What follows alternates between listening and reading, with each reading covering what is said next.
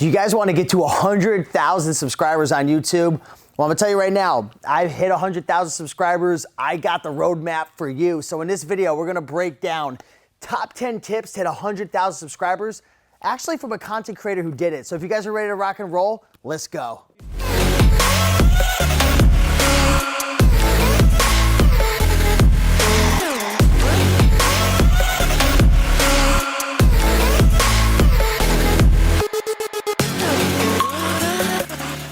Hey, what's going on? Welcome back. Steve here, Rake and Profit over at rakeandprofit.com.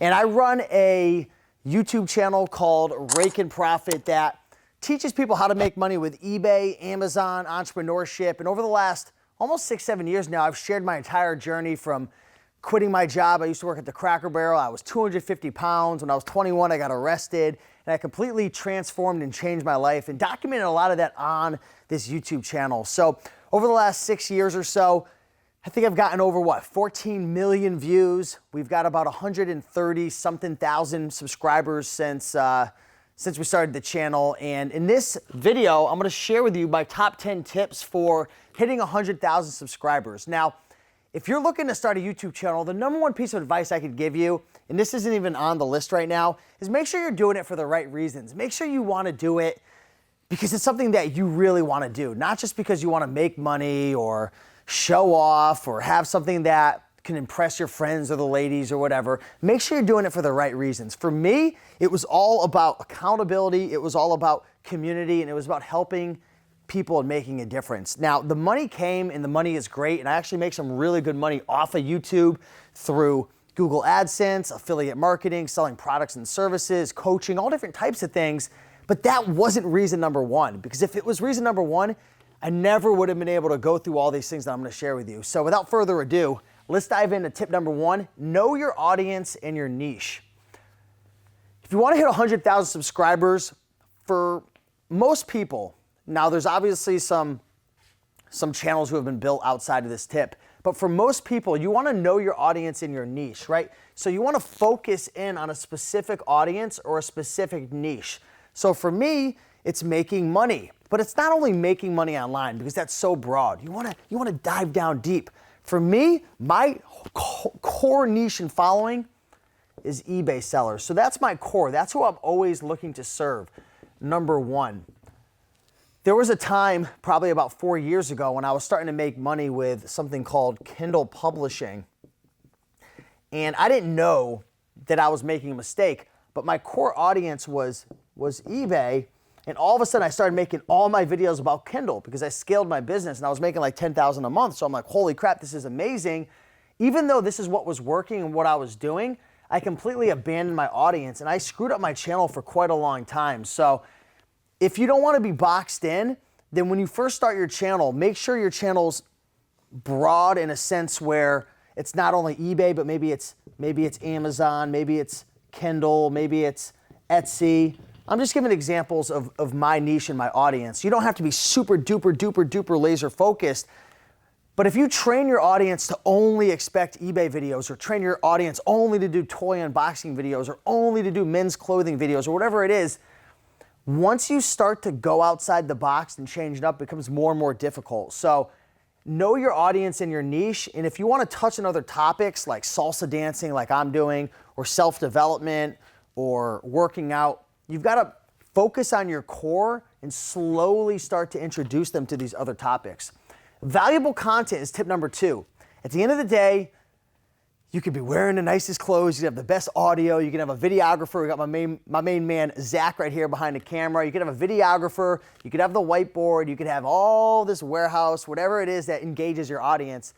But if you're not serving them with valuable content and you're just wasting their time, then it doesn't matter about getting all this other stuff right that we're gonna be talking about, thumbnails and titles and call to actions and relationship building and stuff. It doesn't matter.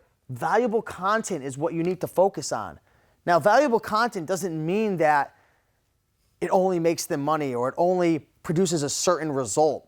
For it to be valuable, it could mean a lot of different things. It could help people in a certain way. It could motivate them. It could inspire them. It could educate them. There's so many different elements to what valuable means, but it's got to be valuable content. Don't have the best audio, the best video, the best visuals, the best effects, but your content sucks and it's not connecting with your audience or your niche. These are so important. Number 3, consistency. Consistently build the relationship. Okay, so again, for most channels, it's gonna have a slow, steady growth. There's gonna obviously be some spurts, and we're gonna talk about getting videos to go viral, which I have over here. But for the most part, it's gonna be a slow, steady growth until you hit a certain point where things start to take off. It's the same thing as dating and relationships. You wouldn't just go on a date and all of a sudden you shake hands, or you're 20 minutes into the date and you're going in for it at the wrong time. Timing is so important, and it's context. Consistently building the relationship. The more videos that you make, the more you add value, the more that you're there for them and they trust you, that relationship's gonna build. It's the same way with dating and leading up from your first date to your second date to maybe getting engaged to marriage to meeting the parents, whatever, right? It's this process. It's the same thing with your audience. Consistently add value, consistently create content, and nurture and build that relationship, right? Their friends, they're gonna tell their friends are gonna tell their friends, then the algorithm, the YouTube algorithm's gonna catch up on, and they're gonna notice, wow, look at all these likes, these comments, this engagement, which we'll talk more about here, but it's so important. Number 4, focus on your core content, like I talked about. So for you, that might be photography or eBay, whatever your core content is, what you're most passionate about, what you're known for, what you're creating most of your content around. Again, there are some channels who aren't gonna follow this, and they're gonna be the 5% rule, where they just make videos about anything and they just have such a crazy, amazing personality. That's not me, right? But for most people, you wanna focus on your core content and then mix up a certain percentage of your content to experiment, to see with what works and what doesn't. So for example, one of the things that I experimented with when I first got started was another passion of mine. So again, my core audience was eBay and reselling, but another passion of mine was self-development. I'm really big into self-development and learning and education and personal growth. So I started to throw and experiment with those different topics. Now, there's something interesting I learned about that. Some experiments are gonna work really well and they're gonna get a ton of views, and others aren't gonna get they're gonna work really well, but they're not gonna get a ton of views, which means your whole audience isn't into it, but what it actually does is it builds depth within so like your audience is this big, but there's like a core following that you have. You always wanna take care of your core following. These are like your 100 true fans or your 1,000 true fans. Your whole core following, a lot of them are just here for eBay or just for making money, but there's gonna be a certain percentage of your audience who they're just your fans. They love everything you put out. You don't have to always make everyone happy, but you wanna make your core following happy. So my core following, they love the motivation, the inspiration. They love hearing about my journey. They love hearing about the salsa dancing, different things like that. Again, most of my content's focused on my core, which is making money, eBay, Amazon, reselling. But feel free to experiment with different things. I'm experimenting with real estate lately. I'm experimenting with different pieces of content to see what works and what doesn't. Because eventually you're gonna hit a cap and a ceiling in terms of how big your audience is, and you are gonna wanna broaden your way out through experimenting with different types of content. For the reselling space, a good segue might be into like finance, right? So like personal finances, that's a huge audience I don't really touch on, real estate. So I'm starting to experiment and go into those sections as well.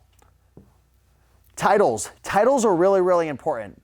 Some of the key tips I can give you for titles is you want to try to balance between like clickbait, but not lying and being unethical. So the best advice I can give you, and this is something that I've done for some of my most my most viewed videos, is I've gone to really popular websites like entrepreneur.com or different publications that are really, really popular. So think of your industry and think of like, what's the most popular website?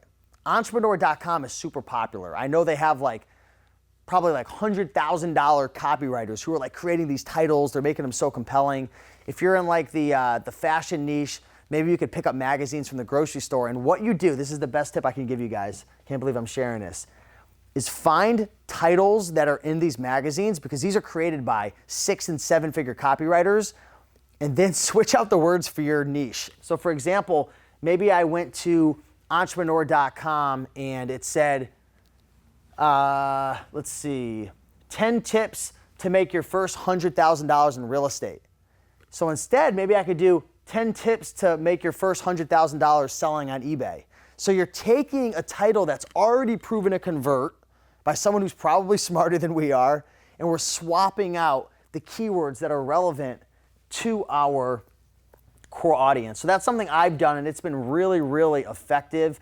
Titles are important. You want to make sure to have your most important keywords in your title. So I use a service called Morning Fame. That's morningfa.me, and that's where I go to do keyword research.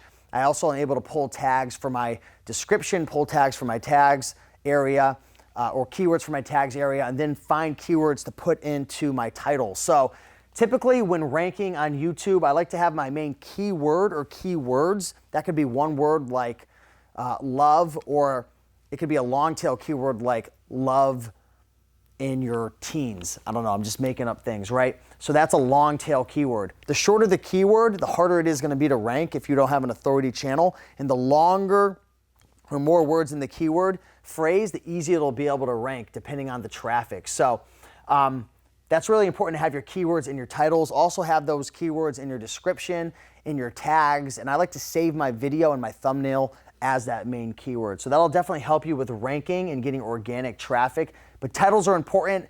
Make them interesting, make them compelling, make them curious, make them elicit emotion. So important.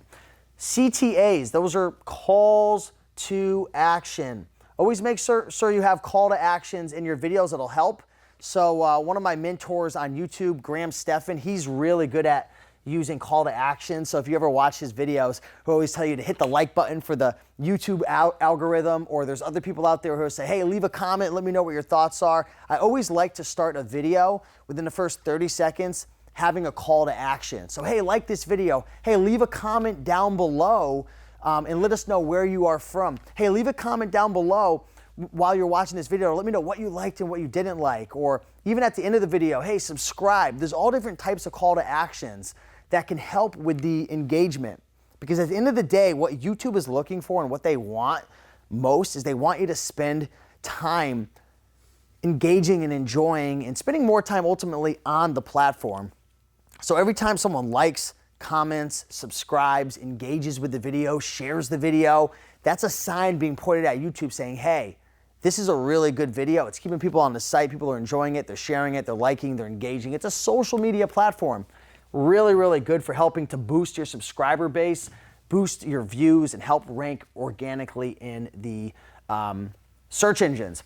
Another big one right here. This is a huge hack. Networking and collaborations. If you want to hit 100,000 subscribers, one of the best things you can do is make a list of people who have bigger YouTube channels than you and go on their channel and get interviewed, or add value to this somehow.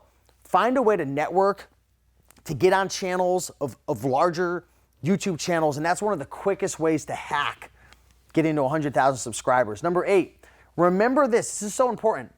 All it takes is one viral video. Consistently build relationships by adding more value, creating more content. The more videos you make, the more you throw at the wall, the more content you create, the better chance you have of one just taking off and going psycho. For some reason or another, sometimes the algorithm will just favor a video, or it'll get picked up by the algorithm, and that video can go from having 50 views to 500,000.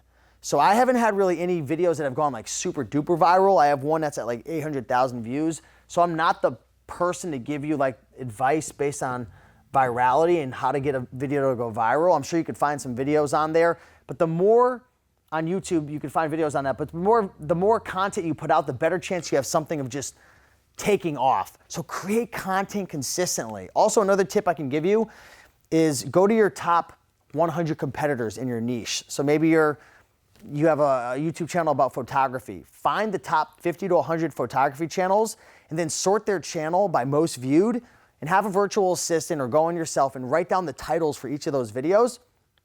And now make videos on similar topics, and don't steal their titles, don't steal the exact thing they're doing, but put a spin on it. Now you know what is popular. Now you know what people are watching. Now you know what people are viewing instead of guessing. So that's huge right there. I've had people that I know, friends of mine in the eBay reselling niche. One of them's Resell Rabbit. he had a channel that had like 10 or 15,000 subs. He had a video that got 6 million views. Now he's up to like 150,000 subscribers. And he made like a crap load of money off that video as well. Another one of my friends, Wade Ventures, he had a couple videos that had gotten like 500,000, 1 million views. You can have your channel take off from 5 to 50 to 100,000 subs like that. I've done kind of a piss poor job at virality, but this is a focus of mine in 2020 is creating content that has the ability to go viral. And typically that's like trendy, kind of outrageous type of, it's hard to explain, but certain videos you start to get a feel for, like, you know they're not gonna go viral, but they do take care of your core audience. And then other videos like step-by-step tutorials and like haul videos. And there's certain videos in my niche that I just know have the ability to go viral. I'm not saying they all will, but they have a better ability to go viral. Thumbnails are important. Make sure that your thumbnails show emotion. So right now what's working really well on YouTube for thumbnails, I've noticed for getting to 100,000 subscribers and bigger channels, is having your face in the thumbnail and having like anywhere from 2 to 4 words in the thumbnail. So a picture of you like doing something crazy, like, or like showing some type of emotion with your face, and then having 2 to 4 words like big and bold. So if you go to like YouTube channels like Graham Stephan, he's doing it really well. Also, if you take a look at like Gary Vaynerchuk's thumbnails, go study thumbnails of like popular YouTube channels. They're all doing like the same thing, a lot of them. Usually your face with like big bold text that draws you in, because when you're scrolling through the thumbnails, if you have like a lot of text and you can't read it, people aren't gonna click on it. You want it to be engaging, you want it to be exciting, you want it to build curiosity, to elicit emotion, right? So that's thumbnails right there. And then last but not least, I feel like this is a big mistake a lot of people make on their journey to 100,000 subscribers, is they don't monetize their YouTube channel. So what does that mean? Maybe they don't turn on ads for Google to get paid. Maybe they don't create a product or a service. Maybe they don't create coaching. Maybe they don't sell something, or they don't promote something.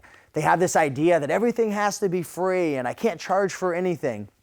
And that's fine, and that might work for 5 to 10% of the people who are really committed, who have a huge why, they love it, they enjoy it, maybe they already have a business, maybe they already have money, they don't need the money. But for most people, in order to create valuable content, to really spend time getting to know your audience, to consistently build the relationship, to spend your time and effort to switch up and experiment and mix up content and put time and effort into building a team to edit your videos, which is gonna cost money, hiring people for thumbnails. There's a lot of effort that goes into this. If you're one of those people who you don't find a way to make money from it, you're not gonna be able to spend the time necessary to really put your heart and soul into building a channel that has 100,000 subscribers or more, because it takes a lot of hard work, takes a lot of effort for most people. Some people are gonna just take off and they've got that electric personality, but for the majority of you guys and gals watching, this is gonna be a part-time to a full-time job building up this channel if you really wanna give it your all and make a huge impact. So you need to find a way to make money from it so you can put your time into it. Because if you're not making money, how are you gonna put food on your table? How are you gonna pay your bills? You're gonna end up spending your time on your eBay business, or spending your time in your photography business, or spending time in your job, or getting a second job to make the money that you need to pay your bills, and you're not gonna have any time to do this. And at the end of the day, you not creating this channel, you're screwing over your audience, you're screwing over your following, you're doing a disservice to all the people that you could be helping and making a difference, right? So hopefully this video helped. If you guys enjoyed this video, like, comment, and subscribe. Leave a comment down below. Let me know what's the #1 thing that you learned in this video, and let me know what are some of your top goals in terms of YouTube for you in 2020. So with that being said, smash that like button, and I'll see you in the next one. Peace.